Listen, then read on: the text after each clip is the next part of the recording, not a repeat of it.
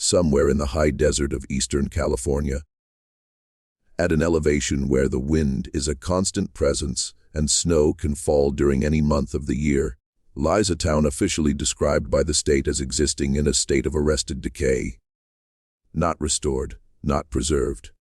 Arrested. As though the decay itself had been interrupted mid-action, caught doing something it wasn't supposed to be doing. And frozen there, mid-motion, still reaching.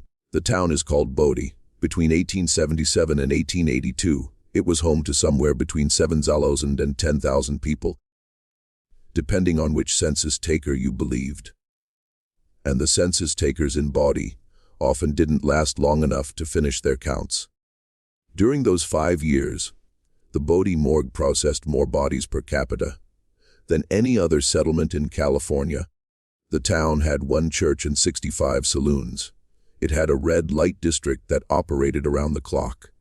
It had a Chinatown, a Maiden Lane, a brewery, a slaughterhouse, and a bank vault robbed so many times that the lock was eventually welded shut rather than replaced. Its reputation spread from San Francisco to Sacramento to the mining camps of Nevada as the kind of place where a man could arrive on Monday and be in the ground by Friday, with no report ever filed. Some of that reputation was exaggeration.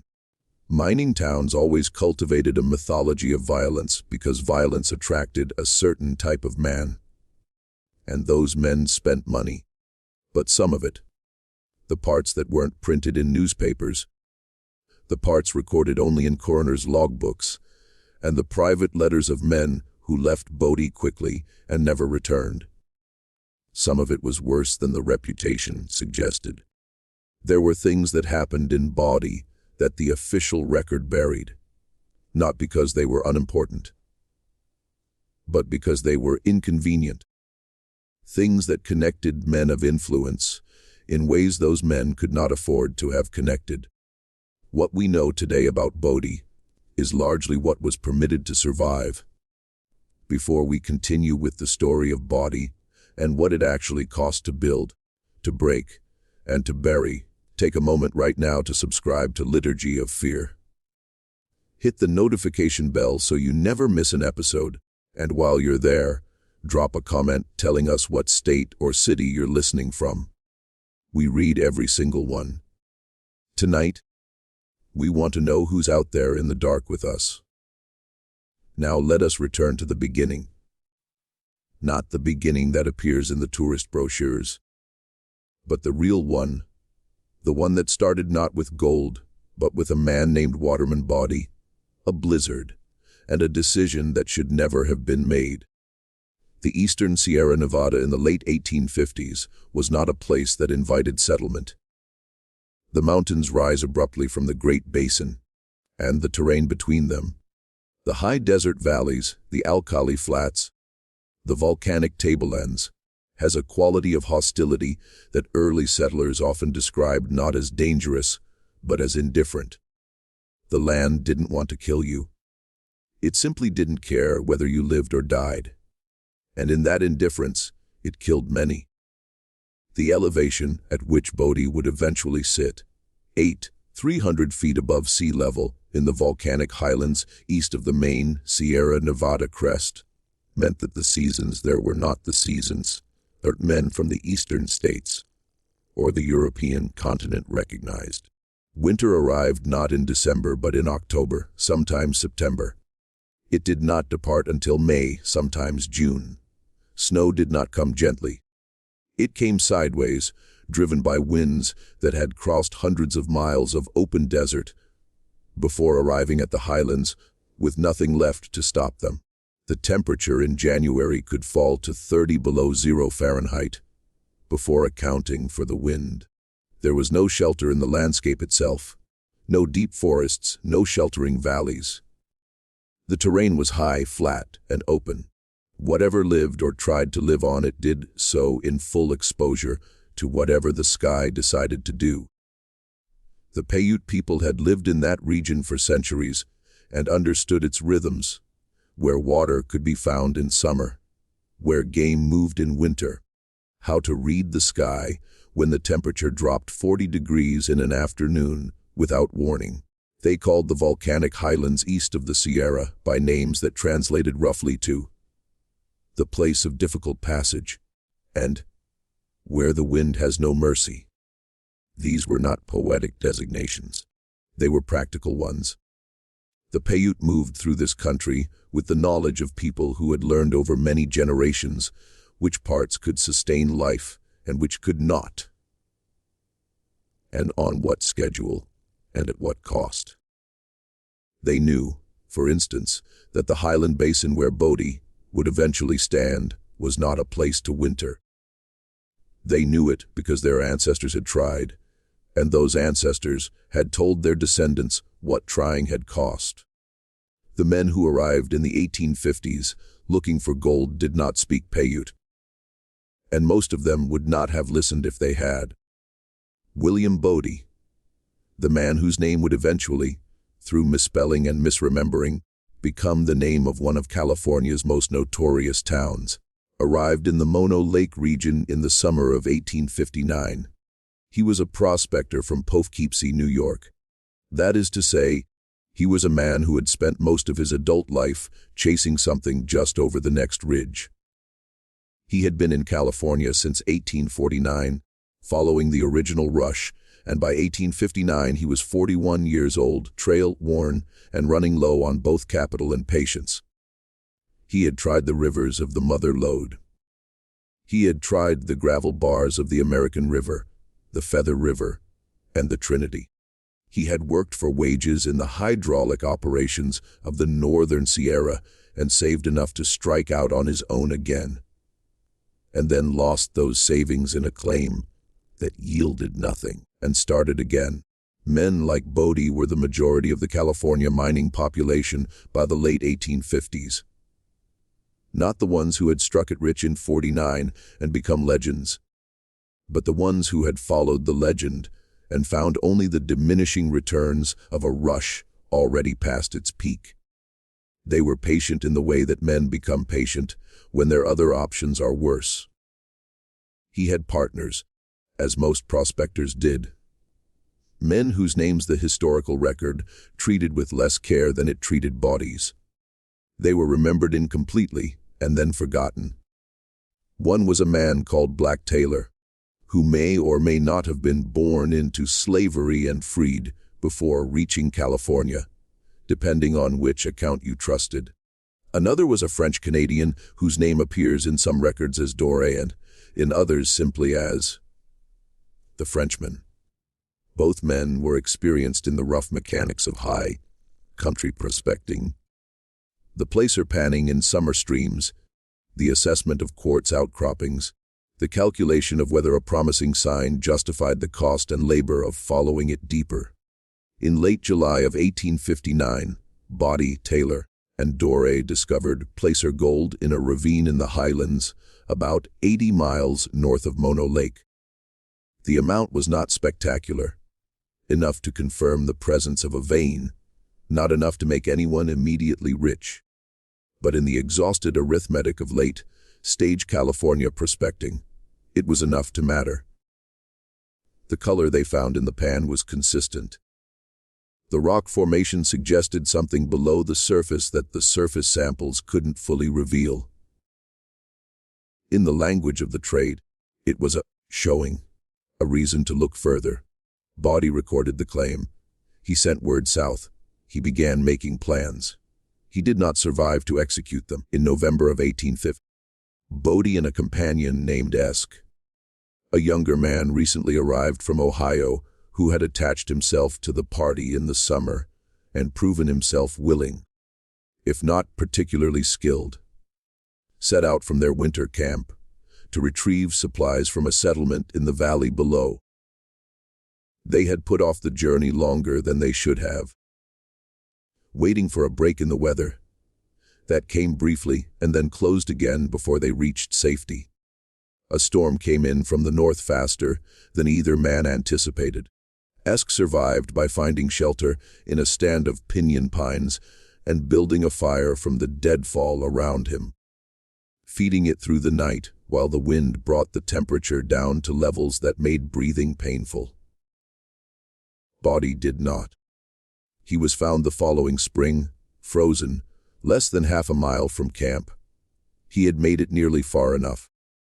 The camp was visible from where they found him.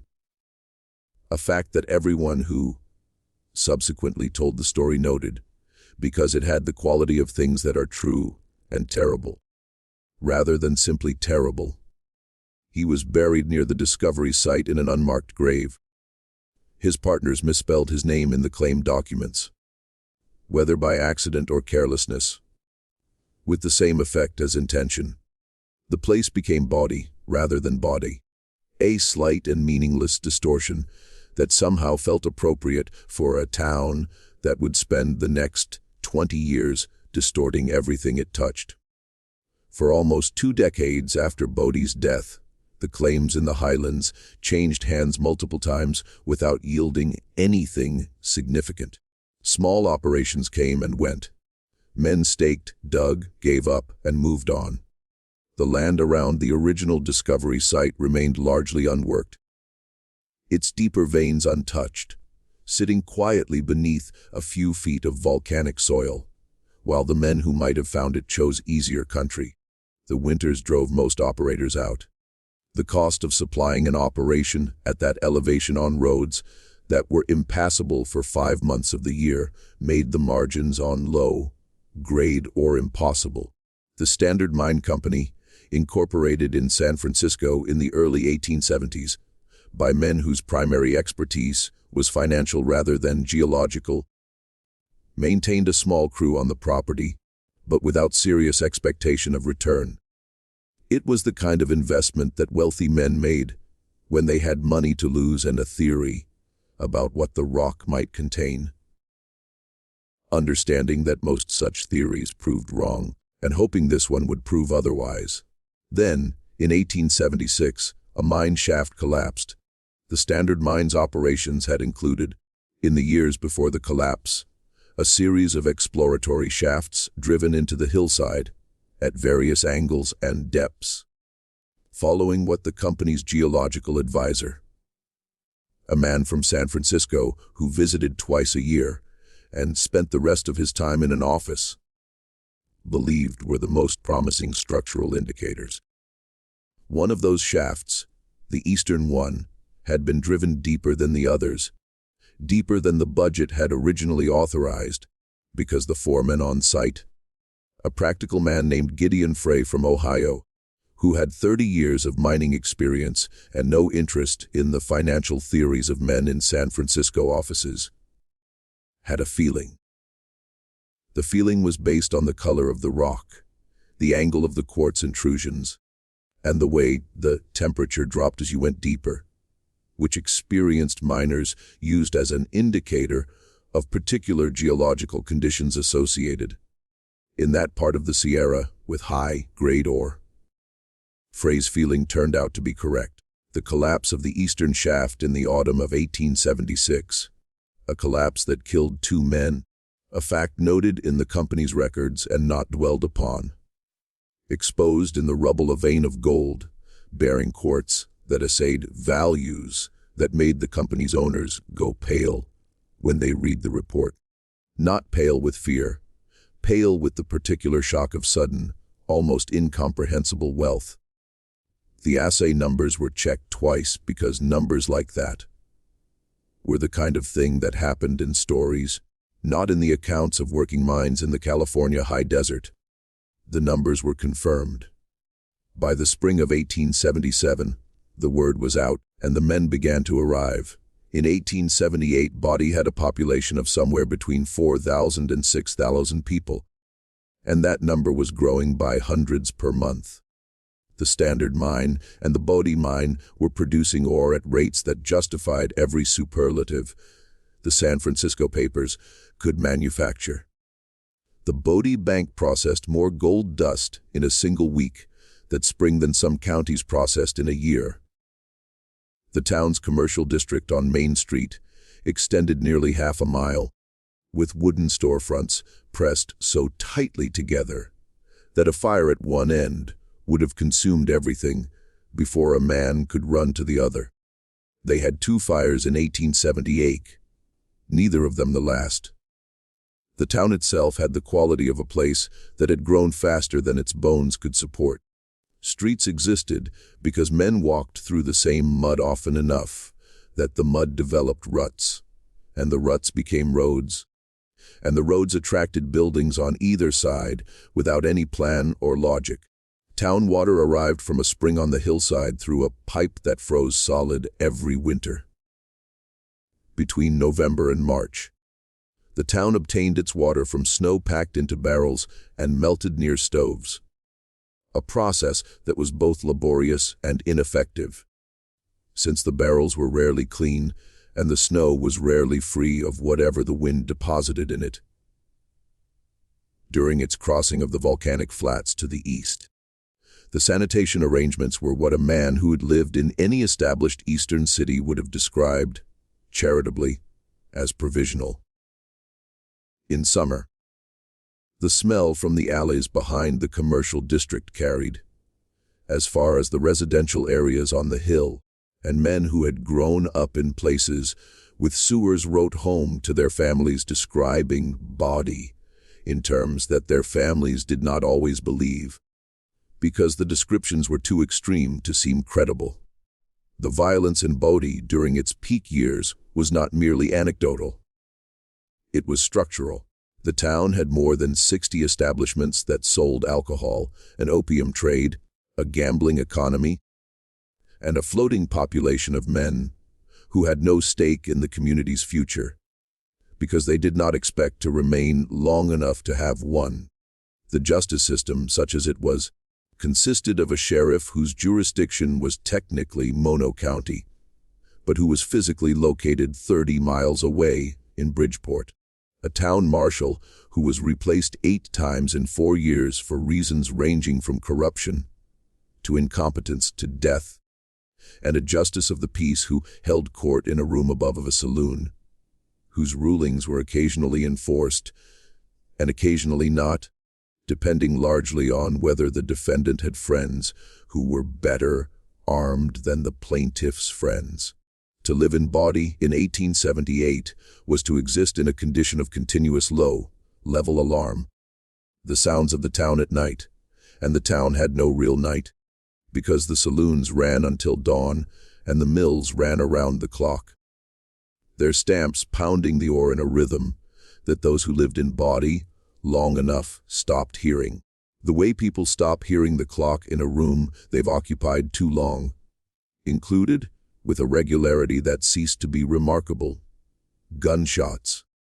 Sometimes distant, sometimes close, sometimes followed by shouting, by the sound of boots on wooden floors, by the particular quality of silence that followed sudden violence in a space full of men deciding whether to involve themselves or not.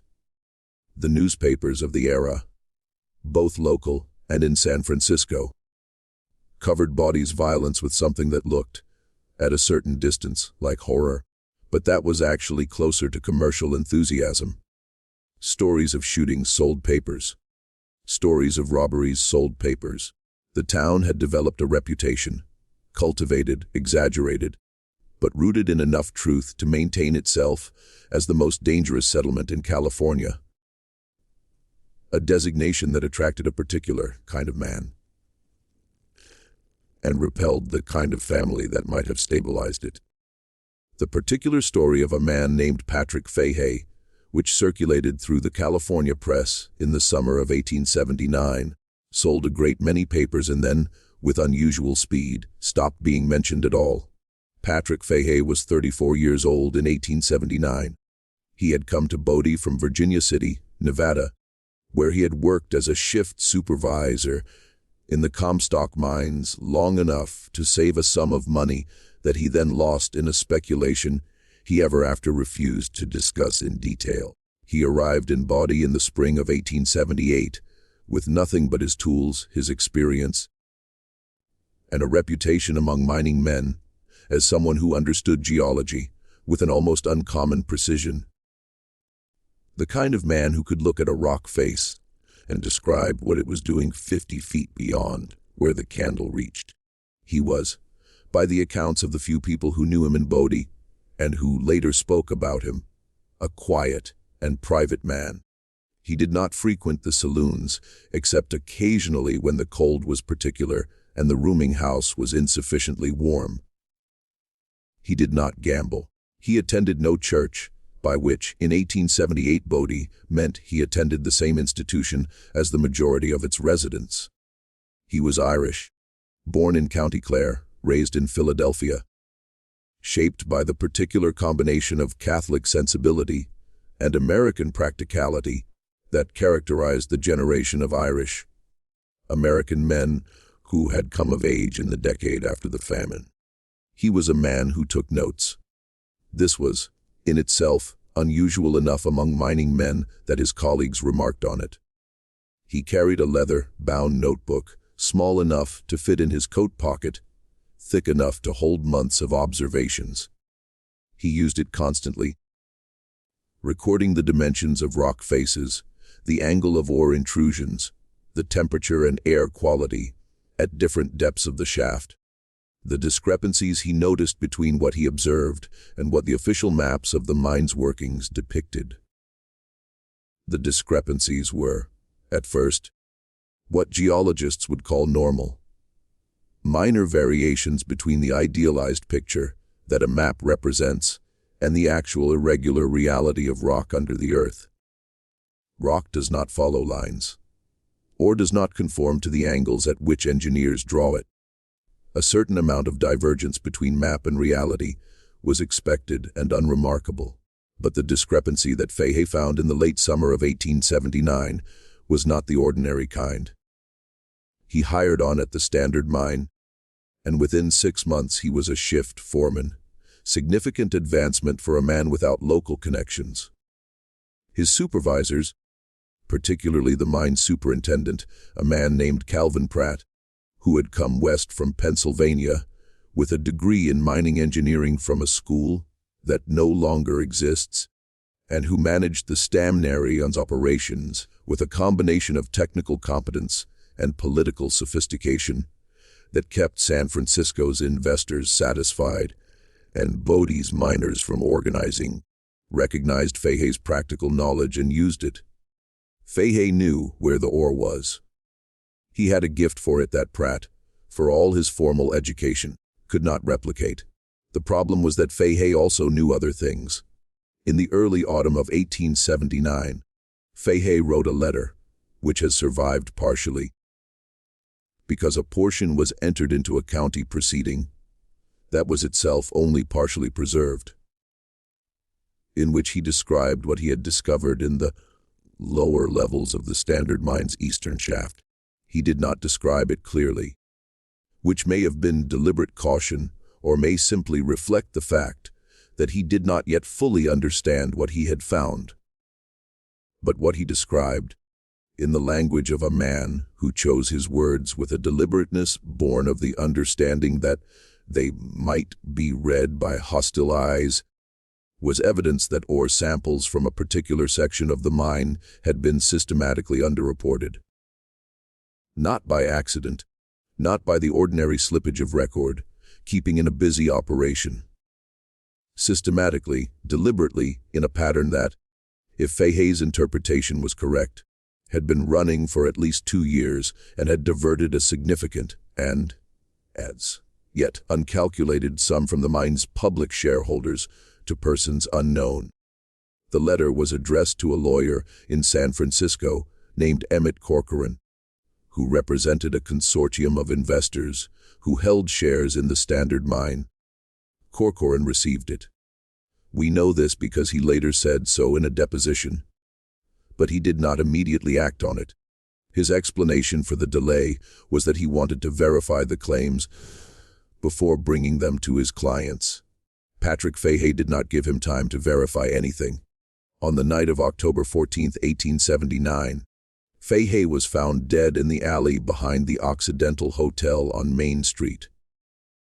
The alley was one of the narrow service passages that ran behind the commercial buildings, used during the day by delivery men and at night by men who preferred not to use the front entrance of establishments, whose front entrances implied a kind of public commitment they were not prepared to make.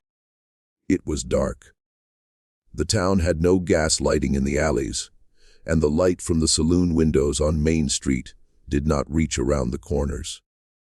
The cold that night was the particular cold of an October in the eastern Sierra, which sits in the lungs differently than the cold of lower elevations.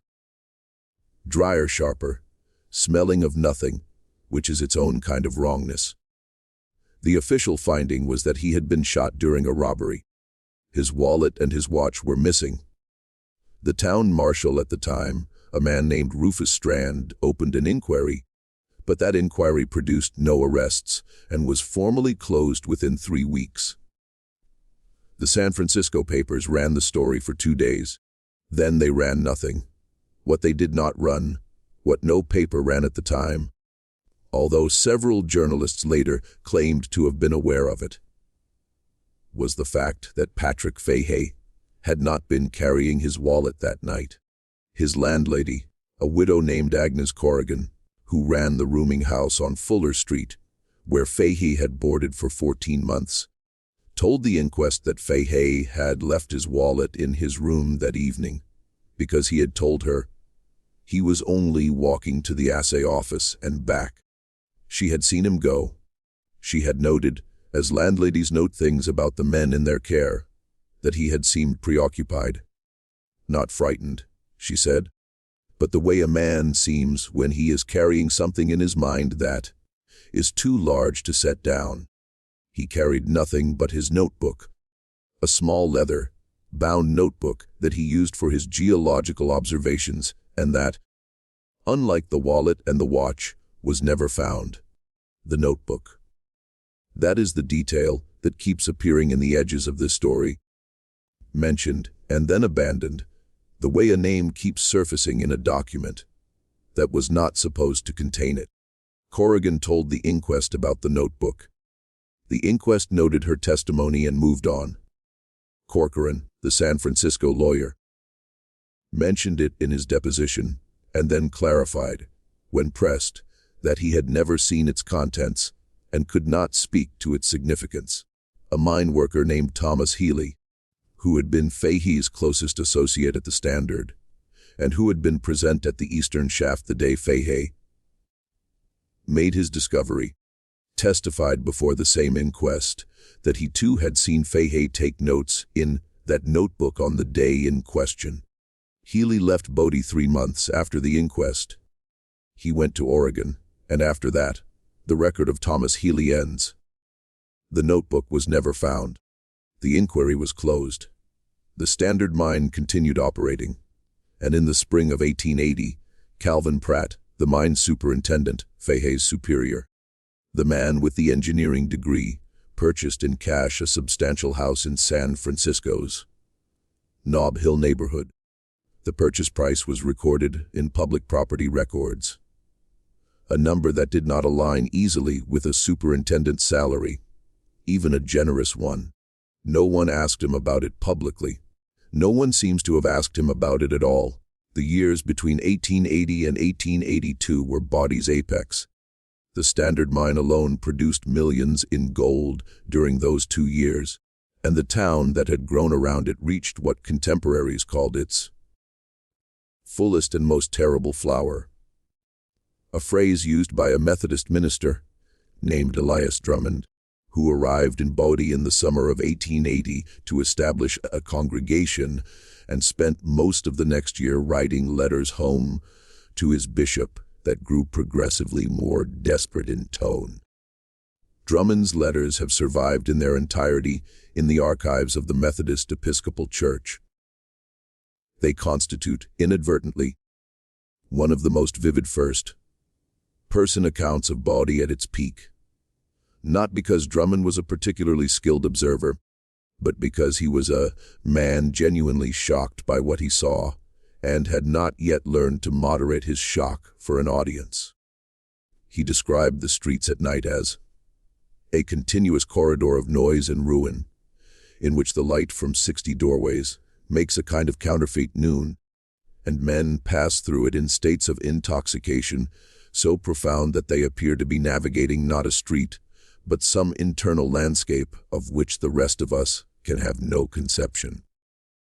He described the cemetery on the hill above town, Boot Hill, though he refused to use that name, as filling at a rate that troubled him not only morally but practically. There was, he wrote in October of 1880, beginning to be a problem of space. He was not wrong. The Bodie Cemetery records, which are more complete than most of the town's surviving documents, list 273 burials between 1877 and 1882. Of those, 61 were attributed to gunshot wounds, 49 ruled homicides, and 12 classified as accidents. Another 37 were attributed to mining accidents. 18 were attributed to freezing. In the context of the era, any death resulting from exposure to extreme winter conditions, temperatures that regularly fell below zero and stayed there, winds that came down off the mountains at speeds that blew men off their horses. 23 were attributed to illness, a category that covered everything from pneumonia to the various symptoms that in the 1880s traveled under the name of fever, without further specification, and the remaining, a category that the record keeper simply labeled cause undetermined, numbered 41. 41 people buried in body between 1877 and 1882 whose cause of death was listed as undetermined. Lost in a town where the coroner was also the town dentist and the town's most active gambling parlor operator, and where the coroner's official seal appears on documents that sometimes contradict each other in their descriptions of the same event. Undetermined could mean many things. It could mean what it said. It could mean the death had been determined, but the determination was inconvenient. It could mean that no one with authority had looked carefully enough to form an opinion. Among the 41 was a man named Dario Lucetti. Lucetti was Italian, born in the Piedmont region, arrived in California in 1875, spent 2 years working in hydraulic mining operations in the northern Sierra before coming south to Bodie in 1877. He was a laborer, not a skilled miner, which meant he did the physical work of breaking and hauling rock, rather than the technical work of assessing and directing it. He worked for the Bodie mine, not the Standard, and his employment records there are among the more complete surviving documents from the period. The Bodie mine kept better books than its competitor, for reasons that likely had as much to do with legal caution as with administrative virtue. Lucetti appears in those records as a reliable and uncomplaining worker who received periodic wage increases and never filed a grievance.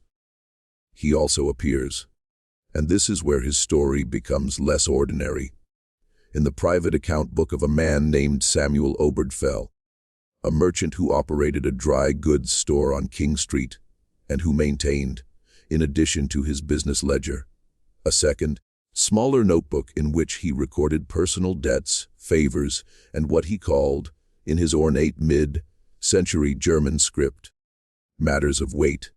Obergefell's second notebook was discovered in 1923 in the back room of a building in Bridgeport, California, by a woman clearing out property that had belonged to her deceased uncle. She gave it to a local historian, who transcribed portions of it before the original was lost. Those transcriptions are held today in the collection of the Eastern California Museum in Independence. In September of 1881, Obergefell's notebook records a conversation with Lucetti. The record is brief. Obergefell was not a man who wrote at length about things he found uncomfortable, but its contents are specific. Lucetti had told him something about the Bodie mine's lower tunnels, and something that Obergefell describes only as the matter concerning the Chinese workers and the passage they were made to use. The Bodie mine, like many California mining operations of the period, employed a significant number of Chinese laborers. The Chinese workers in Bodie occupied a separate neighborhood, Chinatown, on the town's southeastern edge. Within the mine, they were assigned to the most physically dangerous work, the tunnels with the worst air, the lowest ceilings, the most unstable walls. This was not unusual for the era, and it was not illegal under California law at the time, though several labor organizations had been arguing for years that it should be.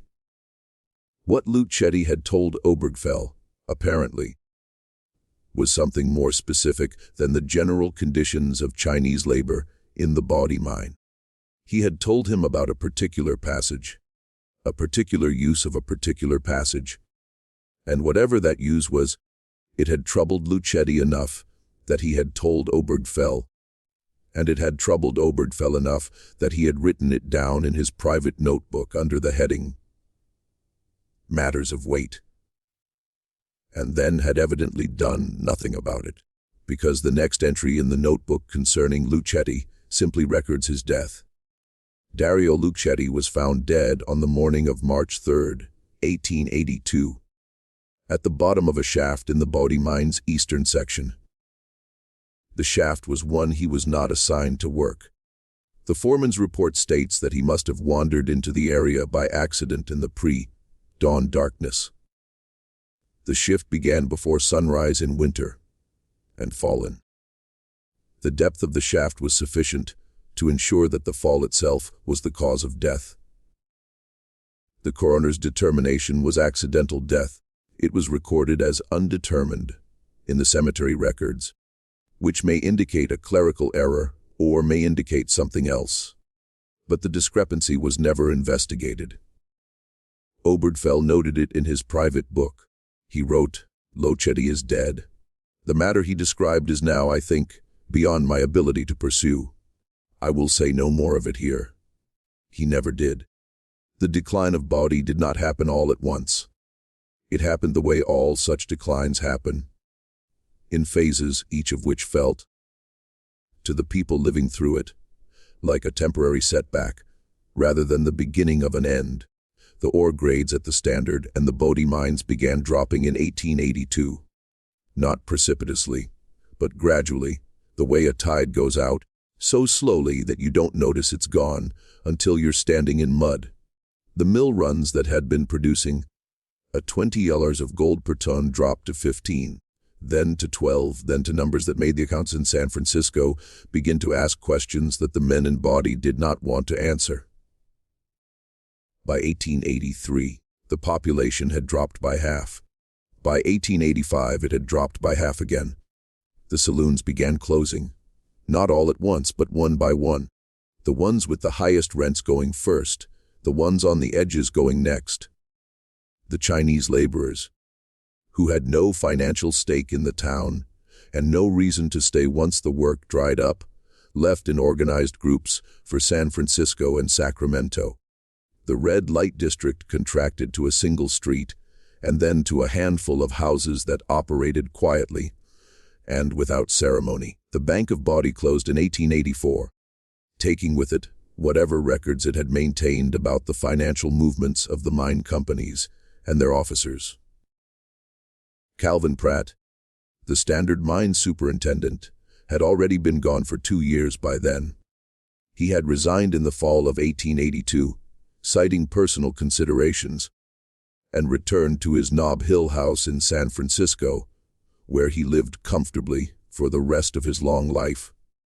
He gave an interview to the San Francisco Chronicle in 1891 on the occasion of his appointment to the board of a new Nevada mining concern, in which he described his years in Bodie as formative and challenging in ways that built character. The interviewer asked him about the town's violence. He said it had been exaggerated. The interviewer asked him about the Standard mine's production records.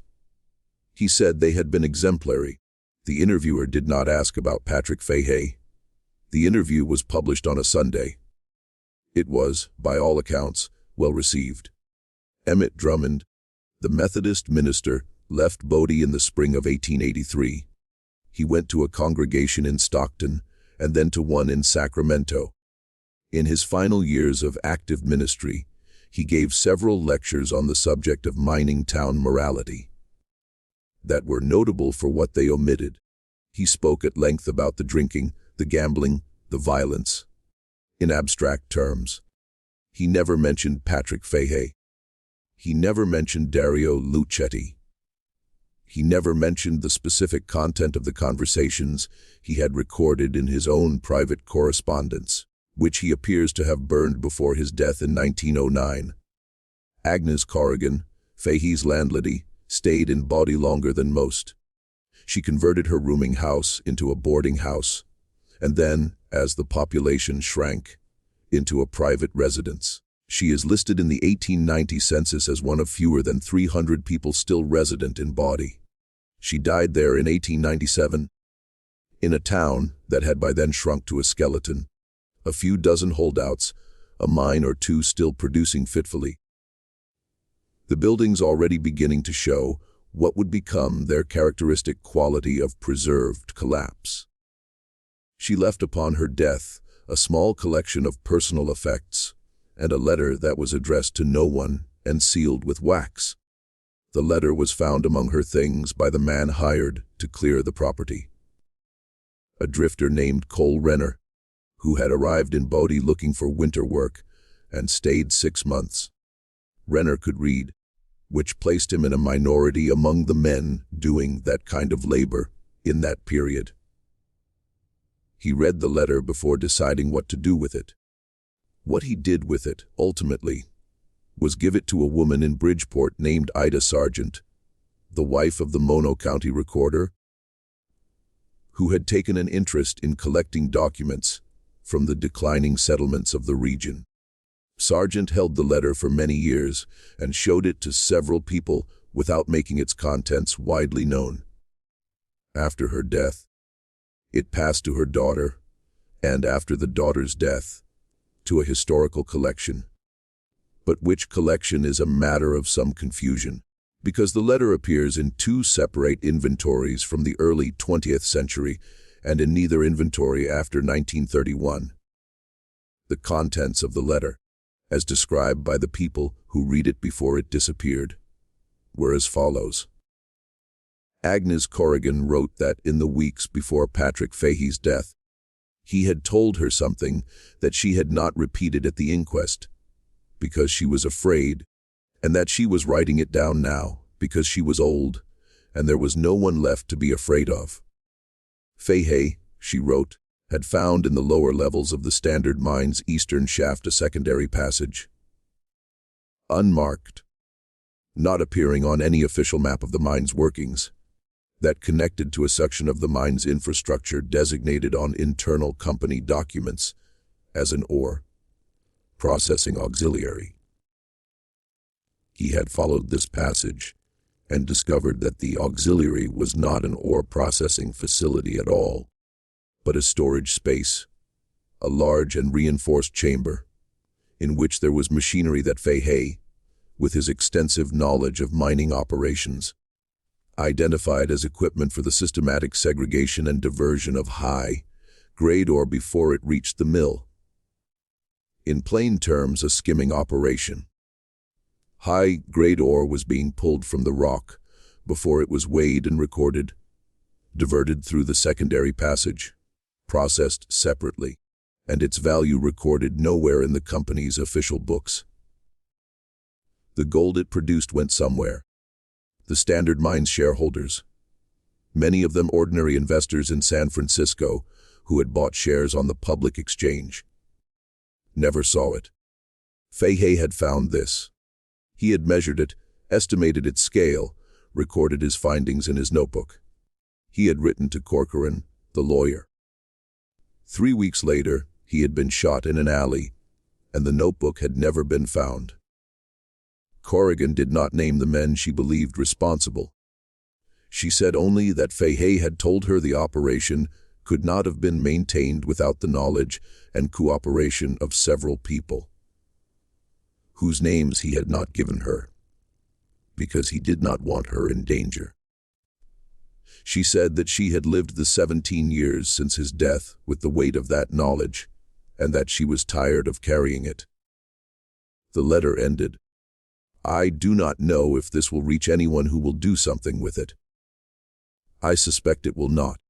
Things like this have a way of becoming old news before they become known news. But I have written it. That is the only thing left that I could do." The fire of 1892 destroyed most of what remained of Bodie's commercial district.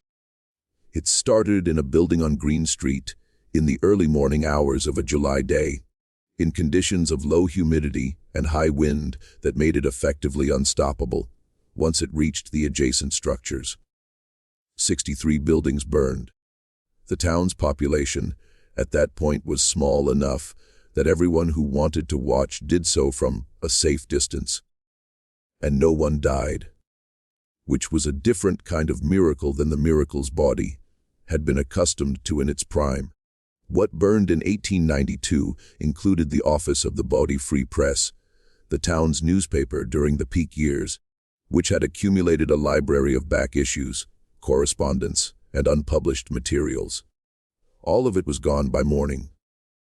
The editor at the time, an elderly man named Frank Overton, who had been running the paper for 15 years on the strength of local inertia and personal stubbornness, told the Bridgeport Chronicle that he had lost, among other things, a file of documents he had been intending to do something with. He did not specify what the documents were. Asked, he said only that they were things that had been sent to me over the years by people who wanted something done and then thought better of wanting it. He was 71 years old. He died the following winter. Whatever he had been intending to do with those documents went with him. The fire of 1892 is documented. The fire of 1932, which destroyed a second substantial portion of the town, is also documented. That fire was determined to have started in a building that housed the equipment of the last remaining mining operation, an outfit called the Rose Cliff Company, which had been attempting to extract value from the old tailings using a cyanide leaching process that was new technology for the era, and that, in the hands of undercapitalized men working in the wrong season, turned out to be dangerous technology as well. The Rose Cliff fire burned for 2 days. It destroyed several buildings that had survived the 1892 fire, including the old assay office and the remains of the structure that had been the Standard Mines administrative headquarters. A historian from Berkeley named Marcus Aldrich, who had been studying Bodie since the mid-1920s and had visited the town multiple times to photograph and catalog surviving structures, wrote in a letter to a colleague that the 1932 fire had destroyed several items he had previously identified as potentially significant, including, he mentioned with a particularity that suggests he had thought carefully about what he was saying, the contents of a locked room in the Standard building that I had been unable to gain access to and that the owners had refused to allow me to examine. Aldrich's letter is held in the Bancroft Library at the University of California, Berkeley, as part of a collection of his research materials. The letter is dated 6 weeks after the 1932 fire. The locked room he described is not mentioned in any other document associated with the Bodie historic site. By the 1940s, Bodie had dwindled to a population of fewer than 20 people. The last full-time residents left around 1942, driven out by a combination of wartime labor demands and the simple mathematics of a town that had no economic reason left to exist. The buildings remained. The wind kept moving through them. The winters kept doing what winters at 300 feet always do, settling into the wood, working at the foundations, finding the cracks. The state of California designated Bodie a state historic park in 1962. The official designation uses the phrase, arrested decay, to describe the preservation philosophy, meaning the buildings are maintained in the condition they were found, allowed to continue their slow deterioration without restoration, stabilized against collapse, but not renewed. It is, when you think about it. An unusual approach to preservation, the acknowledgement that something is falling apart, combined with the decision to let it keep falling apart, just more slowly. The Standard Mine's eastern shaft, the one where Patrick Fahey made his discovery in 1879, is not part of the state park's accessible area. It is listed in the park's internal documentation as structurally unsafe for visitation and is fenced off.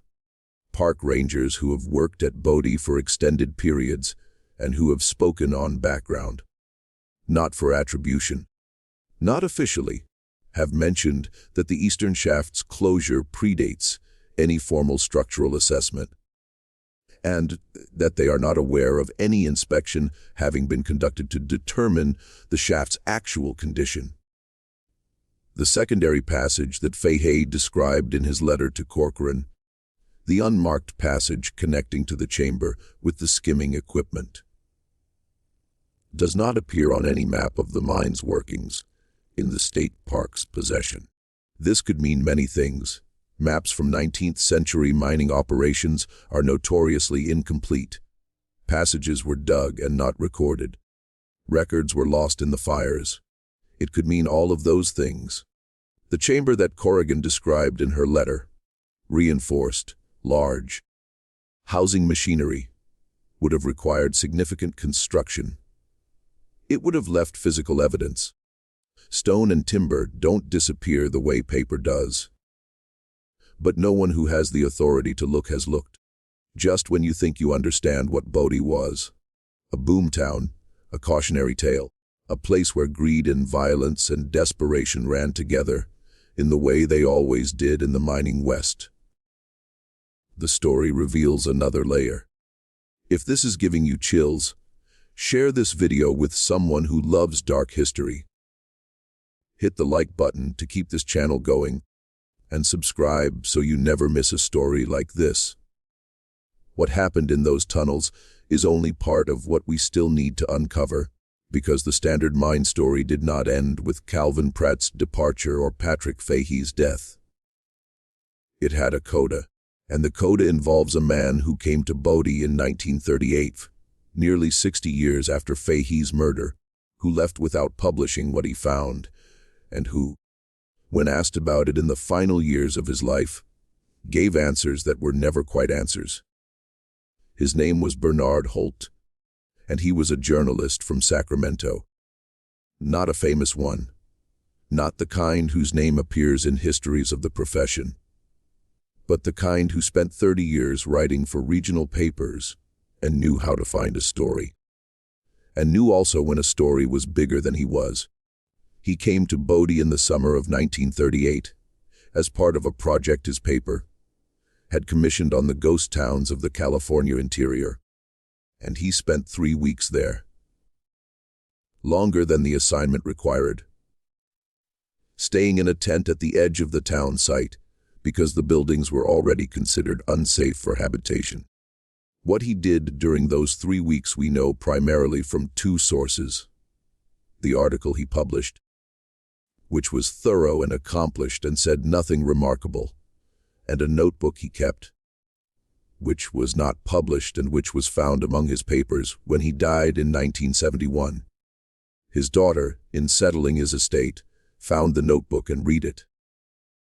Because she was a careful woman who had grown up watching her father choose his words, she recognized that it was different from his other notebooks.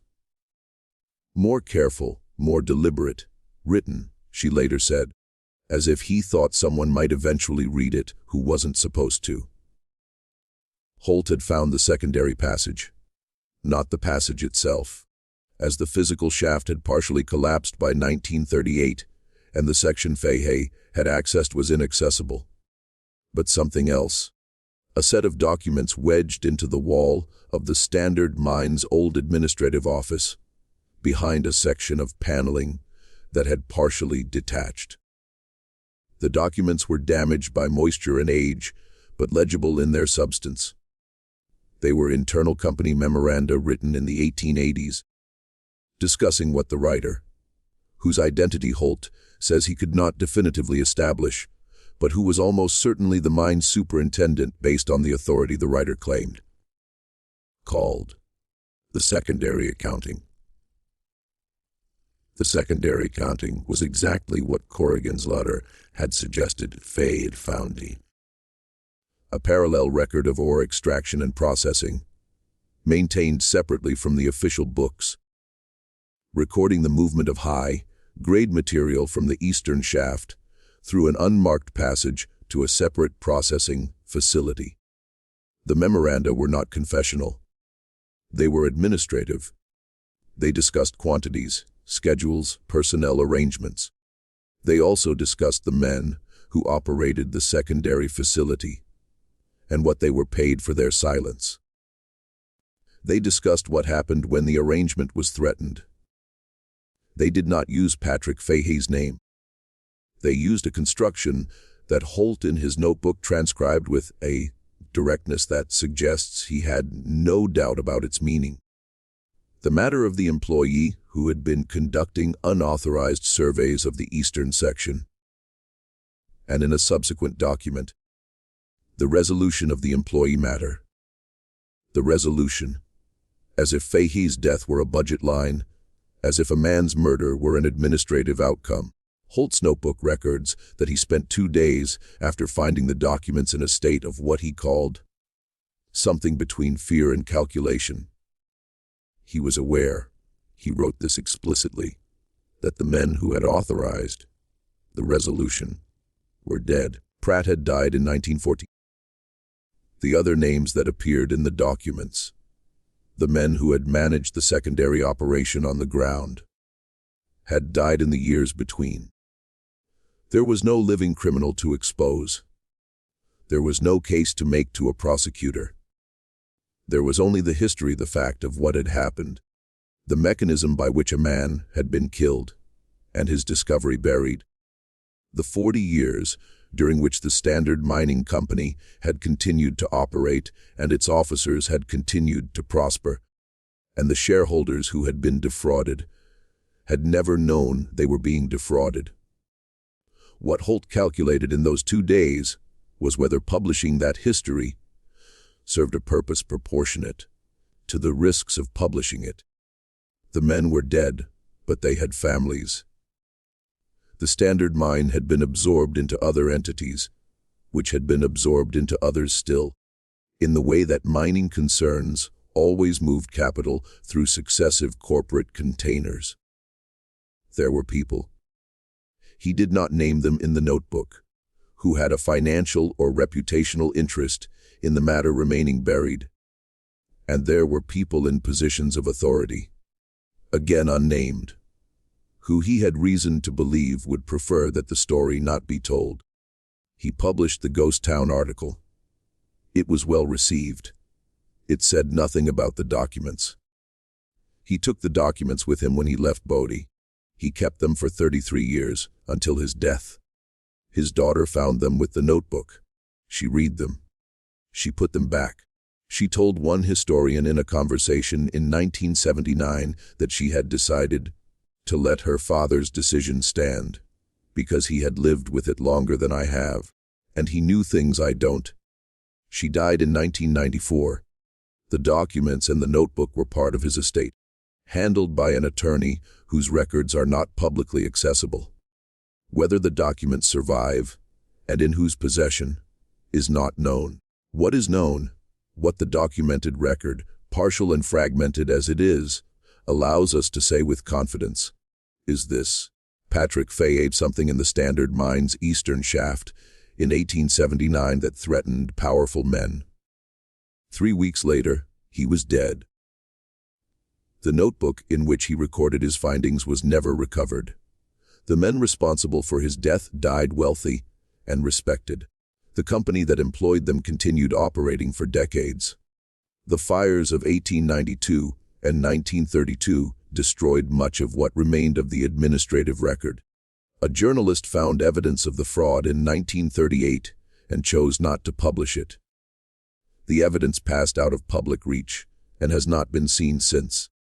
And beneath Bodie, in the eastern section of the Standard Mine, in a shaft that has never been formally assessed for structural safety. The stated reason for its closure. There is a passage that appears on no official map. It is still there. The rock doesn't burn. Today, Bodie receives approximately 200,000 visitors a year. They walk the wooden boardwalks of a town that stopped in 1942 and has been stopping ever since. Slowly, incrementally, in the way that things stop, when no one decides to stop them, but no one decides to maintain them either. The standard mine headframe still stands on the hill above town. You can see it from the main road as you approach, rising against the eastern Sierra sky with the particular silhouette that mining infrastructure has. Functional, angular, stripped of any attempt at beauty. The park's interpretive materials describe Bodie's history in terms of boom and bust, of human ambition and natural forces, of a town that rose quickly and fell just as quickly and left behind a lesson about the transience of wealth. The materials mention the violence in measured terms, noting the high rates of death, the 65 saloons, the reputation that kept respectable families away. They mention several of the documented killings, the famous ones, the ones that made the papers and became part of the town's mythology. They do not mention Patrick Fahey. They do not mention Dario Lucchetti. They do not mention the 41 people buried in the Bodie Cemetery under the designation, "'cause undetermined." There is a docent program at the state park, staffed by volunteers who know Bodie's history, with an intimacy that comes from years of study. Several of them, in conversations with researchers and journalists over the decades, have mentioned that requests to have the eastern shaft professionally assessed have been met with what one longtime volunteer described carefully as a lack of urgency that I find hard to attribute entirely to budget constraints. The state of California maintains Bodie in arrested decay.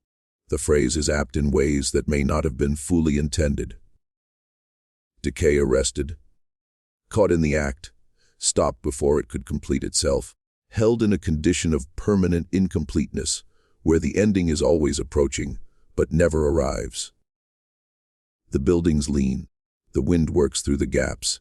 In winter, when the tourists are gone and the roads are impassable, and the town returns to the silence it had in the decades before anyone arrived looking for gold, the only sounds are the ones the wind makes, and the ones the settling timber makes as the cold contracts it and the structures remember. In whatever way structures can remember what they once contained. The standard mine headframe stands above all of it. It has been standing for 140 years.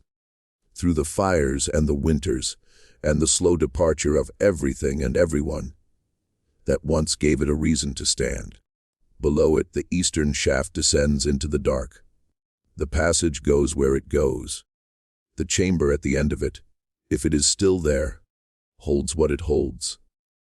Some things once buried resist excavation not because they are unreachable, but because the people with the power to reach them have decided, generation by generation, that the cost of what they might find is greater than the cost of leaving it where it is. Patrick Fahey knew something. He tried to tell someone. He died for trying. That is not a ghost story. Ghosts are comfortable. Ghosts are things we can dismiss in the daylight. This is something else. This is the record, partial damaged, interrupted at every critical juncture by fires and disappearances, and the deliberate choices of men who understood exactly what they were doing when they chose silence. This is the shape of what happened when wealth was large enough, and men were ruthless enough, and institutions were compliant enough, that a murder could be wrapped in the ordinary paperwork of a mining town and left there to yellow for a century and a half. Bodie did not refuse to stay dead. Bodie was never allowed to be fully alive, not in the sense of the full accounting, the complete record. The unredacted version of what happened in those shafts and in those back rooms and in that alley behind the Occidental Hotel on the night of October 14th, 1879. The town is still there. The shaft is still closed. The passage appears on no map, and somewhere, in a collection, in an estate, in a box, in a room that no one has opened since 1994, there are documents that a man spent 33 years deciding not to publish, and a notebook in which he wrote down everything he found and everything he feared. This mystery shows us something we would prefer not to know about the past, that the mechanisms of concealment were not exceptional, but ordinary, not the work of unusual evil, but of ordinary self-interest operating in conditions where no one with power had any reason to object. What do you think really happened in that eastern shaft? Do you believe everything about Bodie has been told? Or is there a version of this story that no one has been permitted to tell? Leave your comment below. But if you enjoyed this and want more stories like it, stories where the horror is real because the people were real and the choices they made were the choices that people actually made. Subscribe, hit the notification bell, and share this with someone who thinks they know American history. There are always rooms we haven't looked in yet. We'll see you in the next one.